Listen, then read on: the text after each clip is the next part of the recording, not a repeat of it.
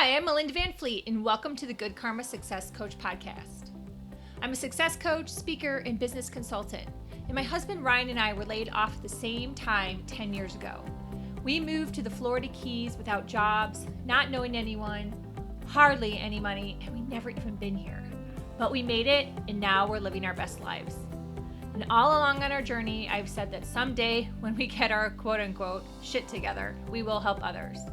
And since then, we've both done a lot of self-work and built successful businesses.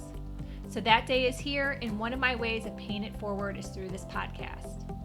Each week, my intent is to be relatable and bring you tactical tips, tools, share my learnings and stories that can help inspire or transform you wherever you are in your career or general life and make an impact.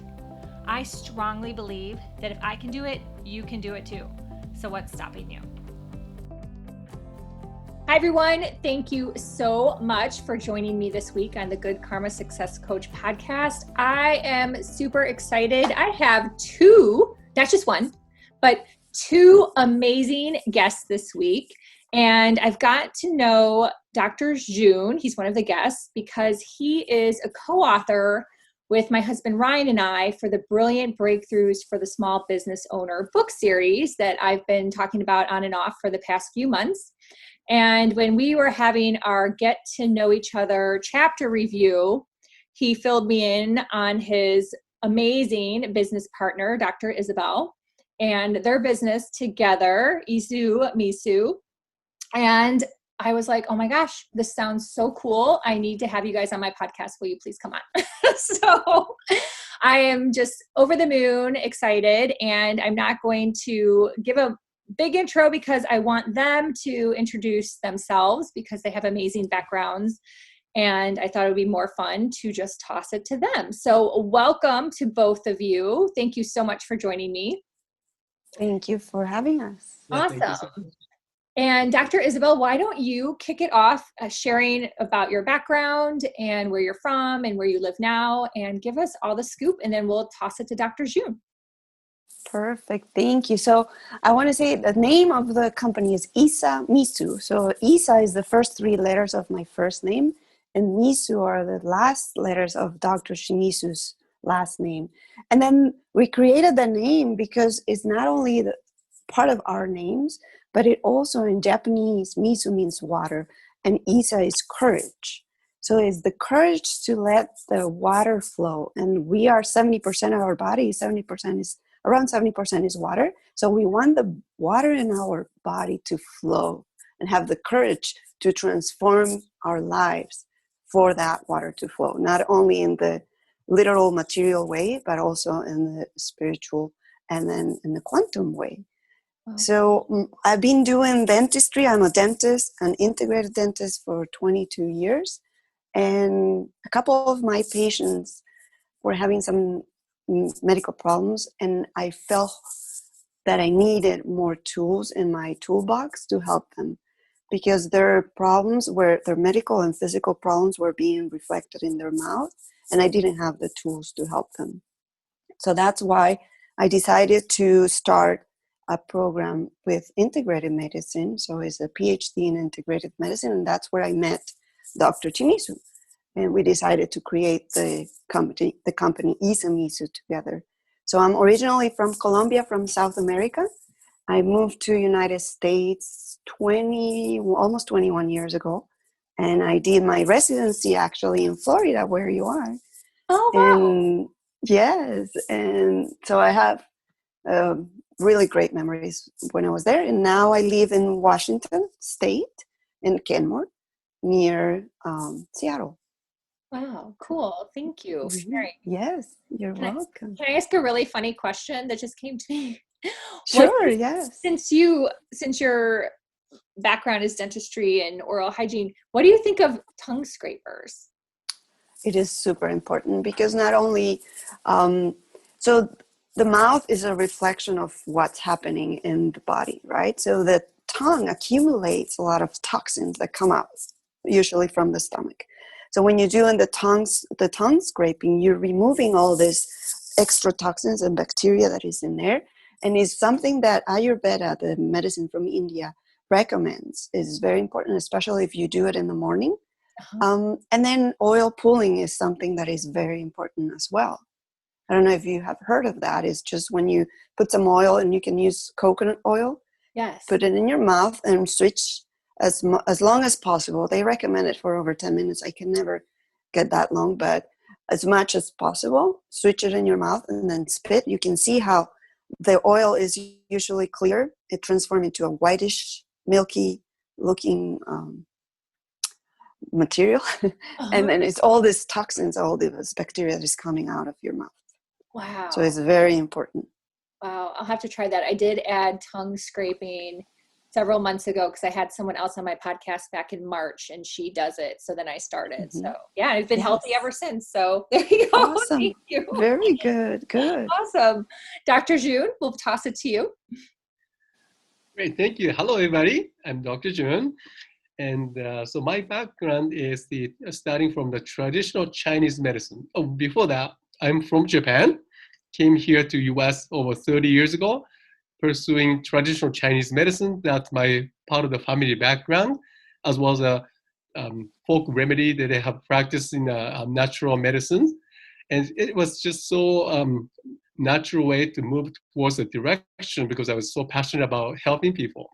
And over the last 25 years, what I had discovered was that traditional Chinese medicine was very potent, very strong, incredible medicine itself. However, we have seen the patients that are applying traditional Chinese medicine doesn't get a result. So there's my mind goes is that what can we do? What can we add it to these patients and clients that help them to transform, to assist their healing journey? So I started learning about applied kinesiology, homeopathic medicine, and also molecular remedies. So my journey went through in the last 25 years profoundly, and finally landed to the ultimate um, university called Quantum University, where I met Dr. Isabel. And this was all the compiled, all the information and the wisdom that I learned the last 25 years that really integrate with the combined with the consciousness that really what we human beings are for. So we had to really kind of approach from the level of understanding as a creators of a higher consciousness and the mental and the emotional, vital, and the physical, and all aspects are so important to approach. So this is where our ISAMIZU, our company, the fundamental of the philosophy is that how can we integrate, how can we empower people for the healing journeys? Yes, and it's so important. I think more and more people, which is why I wanted you guys to come on the podcast, is more and more people are starting to awaken to all of this, but they just don't necessarily know the tools or know any of the facts or history or science, and you guys have really combined all of those, methodologies and thought processes to come up with some of your own, actions. I think you call them conscious actions, correct? Correct. Yes. Okay, great. And and I haven't had any podcasts like this. So that's why I was like, oh, this would be great. We'll jump right in. Do you want to tell us any more information about the company, like how you guys work with people before taking us through the 5 conscious actions? Sure, yeah. So our goal is to empower people in a proactive way, and we combine the ancient wisdom of medicine, modern science, and technology. We want to guide them to let that best version of themselves, that we all have a quantum nature. We all have this best version that is sometimes hidden because experiences in life gets in the way, and we create our own limitations. So we want to show people that there is a possible way, there is an easy and practical way to let that best version of themselves flow naturally. So we want them to improve in their personal life, maximize their potential, and then just have an amazing health and well-being. Mm-hmm. Yeah. So we guide them not only having into consideration the physical body, but also the psychological, emotional, and because we are energy. If we look at the quantum physics, and technology is just helping us so much, because as you mentioned, we are waking up. People are getting more aware of what's going on, and quantum physics is helping bridge that gap between the spirituality and science. So now we need to be more aware of our bodies and our emotions, because our body is just wise, and we have all the tools that we need to do and be whatever we want to be. No, that's beautiful. Thank you. Yes. What would you say are some of the actions? I think you guys, your methodology is 5 ISAMIZU Conscious Actions, correct? Correct. Yes. That you can walk us through? Yes.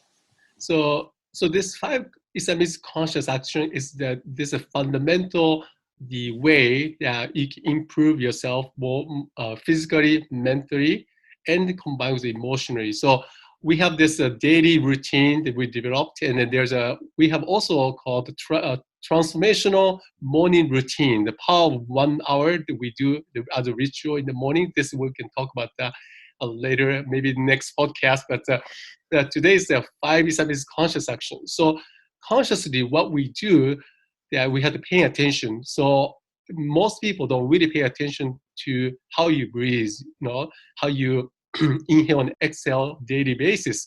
So there's a study has done that most people, healthy people they inhale about average 4 seconds and exhale 6 seconds. So what does that mean? That longer the exhalation that stimulates the parasympathetic vagus nerve, which is the nervous system that help you restore your balance and the mental state, going back to homeostasis and coherence between the heart and mind. So we encourage people to do a daily 15 minutes conscious breathing, 4 second inhale, 6 second exhale. And the second was conscious hydration. Dr. Isabel said earlier that our body made out of water about 65-70%. So the water that you are influencing by doing hydration in a daily basis. So there's a certain body requirement, how much water the body needs at the metabolically. So we suggest between the 1/4 to 0.5% of a body weight in ounces. So that depends on your body type, which we're going to talk about later. Body type dictates how much water the individual requires. So it's not about cutting very straight to say how much water everybody should drink, because we are all different, right? Yeah, wow. Yes. So third is that conscious nutrition. So this is where it gets very interesting and then very complex, but also at the same time very simple when you think about it. So we are all different. Our DNA is different. Our expressions are different. So nobody can disagree with that. Correct, Marina? Yes, Yes. definitely. Yeah. So we have this called, blood type A, B, O, and AB. So study shows that according to the blood type, our body process the nutrition, the protein, in a different way. So really wanted to dial into who are you, which blood type it is. And also your DNA expression shows that what kind of enzyme is available for your body system, because you're from mostly Northern Europe, Scandinavian, as their ancestry. What they have been eating in the last 6-7 generations are different than people from Asia or people from South Africa, right? Right. So we have to really focus on what your ancestry has been eating. That is for into your core, your DNA. Then last one is body type by the Ayurvedic medicine, Indian medicine. There's 3 different types of body types: Vata, Pitta, Kapha.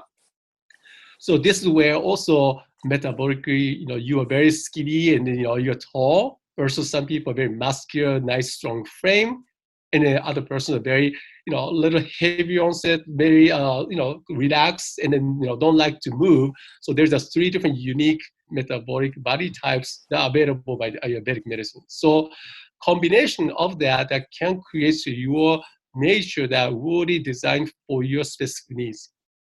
So then there are 2 other things: the conscious movement, also according to the body type. Then there are certain exercises that are very suitable for your body system. So you can really take a look at that. We have this in the website, more detail about what this exercise movement that works for your system. And there's a test available at the website that are free. Okay. And the last one is the conscious relaxation. And so restoration, relaxation is the most critical for a body, physical body, and also mentally to prepare for the next day to expand your creation. So we have a many recommendation. What's the best things you can do? So it's just roughly that, before 2 hours before you go to bed, you don't want to use any electrical devices that stimulate your serotonin, because you want to produce the melatonin. So 2 hours before the bed, between 9 and 10, you don't want to use any electrical devices. And then sleep good 7.5 hours, so the 9 hours. There's the 90 minutes of this circadian rhythms available to our body. So you want to hit the right sweet spot for you to be really fully rested. So, and then there's a power nap in the afternoon. This is where the cortisol goes down. So you want to make sure that you create a nice reset for your body. So there's many additional recommendations available. So those are the 5 conscious actions that can help you to transform your body. Yeah. How often do you find that people really don't do any of them? That's a very, very critical question. Yes, it's very sad because it's a very high percentage.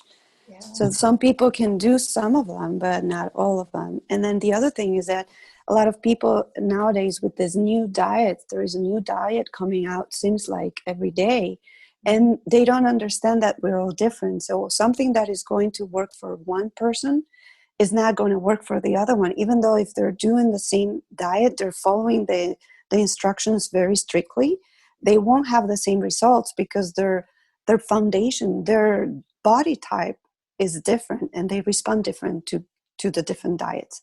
So we need to be more like, and listen to the body. If you're not feeling okay, there is something that is not working good for you. So just find a different way to lose weight, to do every single activity. It's not, you have to be very strict because we're very different. So we have to follow those different body types and the instructions and the recommendations for each of them.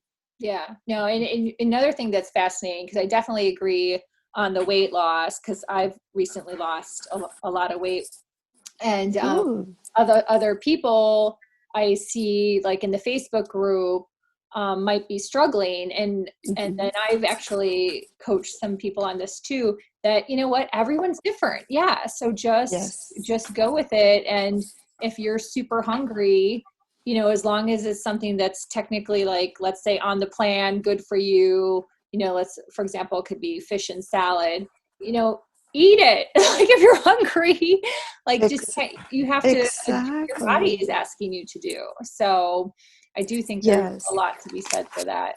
But you know what else is funny? Oh, go on, sorry.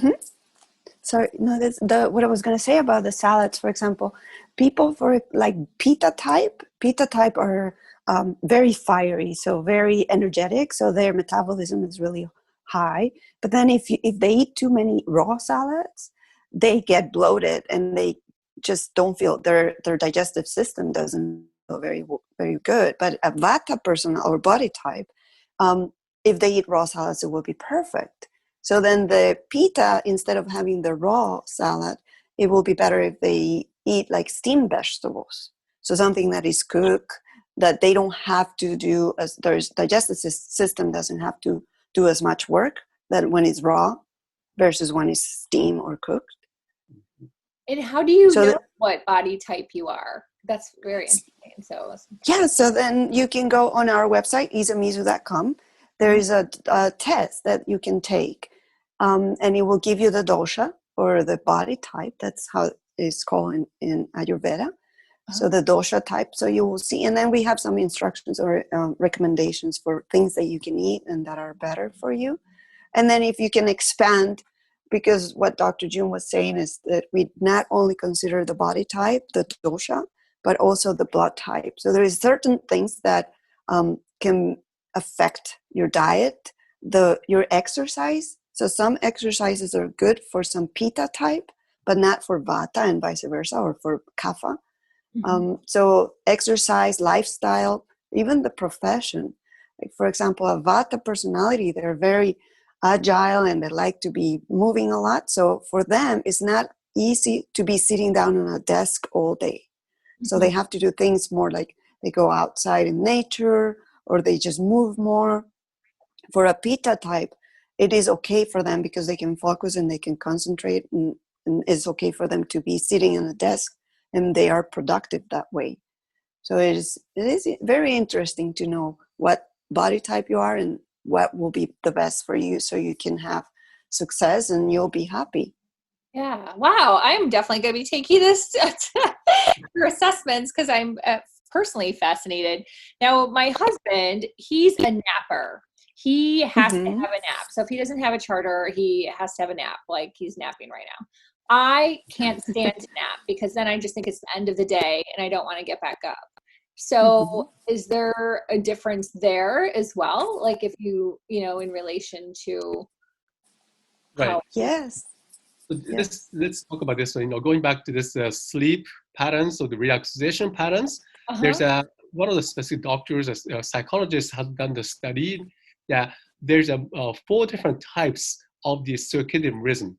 So there's a 10% less people, they call the lion. Those people, they get up 5 in the morning, their energy is great from the get-go, and then their peaks up 7, 8 in the morning, they are fully charged up. But the majority of people called the bear, those people get up at 7 o'clock. So then by the 9 o'clock, 10 o'clock, their energy starts increasing. So then they'll need to have a certain level of the dips happens, in the hormonal level in the afternoon. So those people require some of the power nap. But then there's 2 other things called dolphin people. This is where energy gets increased in the afternoon specifically. Then there's a very few percentage people, very artistic people are, it's called the wolf. They get energy charged up at night. So those are the night owl people. Like they stay up 2, 3, 4 in the morning, fully awake. Their creativity increase. Those are the people called the wolf. So depends on those 4 different types that my requirements might be a little different. If that makes sense. Yeah, definitely. I'm definitely the first one. And Ryan's interesting. Like he can get up early, but then he has to take his nap. But he's not ready to go supercharged like me. Like he needs to like when we started dating and first got together, he was like, "You need to leave me alone for the first hour." so I still like have to be careful, and I have to say, "Okay, are you ready to talk yet?" And he's like, "No." So at least he's communicating. He's clear. Yes. It's very good. Yes. But it's funny. So I'm like, okay, because I can like wake up and like jump right into whatever. So it is different. But yeah, and then there's people that I think, I was talking to someone that, she always feels like she gets beat up because she's a night owl, but that's when she's most productive. And I've always felt that that's okay. I don't think that everyone should be expected to be a morning person. If you're a night person, then that's your body and how you operate. So that's really cool. I didn't know those 4 types. Thank you. Yeah. Wow. That's really, really cool. Any tips that you guys would share with the audience? It could be, over any of these conscious actions, just so people can start to put some into practice. Definitely. Well, one of the first thing that I will recommend everybody is just invest in you first. You are the most important person, and it's just like when you're in an airplane. Who do you put the oxygen mask first? Do you put it to somebody next to you, to your kid, or do you put it on yourself first? So if you're okay, then everything around you is going to be okay. So be present in every moment. Invest in you first. Trust your intuition. Listen to your body. And just pay attention and be aware of your emotions, because your emotions are telling you a whole story. And if we have negative emotions for longer periods of time, that creates a stagnant energy, and down the road is going to create symptoms and a disease. So just be aware of the emotions, listen to your body, invest in you, and trust your intuition. Yeah, that's beautiful. And so many people don't. That's exactly sometimes how I feel. What's going on out there? People just Yes. they just keep going forward on an autopilot, and they're not taking a moment to realize how they're feeling and stopping. Yes. So Yes, and unfortunately, people realize that they're doing something wrong when they start having symptoms, and to be able to get to the symptoms, a lot of things have happened before that. mm-hmm. It's just like the tip of the iceberg. So the symptoms and the disease is just the tip, but then there's a lot of things going on below that cause the symptom or the disease. Yeah, that's so true. That could be its whole podcast in itself, because I love reading stories of people that end up basically like self-healing themselves when they realize where the disease came from, whether it's cancer or arthritis or something, that they start to drill down and realize that in a way they created it, so they can end up fixing it. It's kind of fascinating. That's true. Yes, we're creating a course right now. It's emotion and disease awareness, because according to traditional Chinese medicine, a lot of the emotions are linked to different organs and different parts of our body. So if there is this stagnant energy because of the emotion,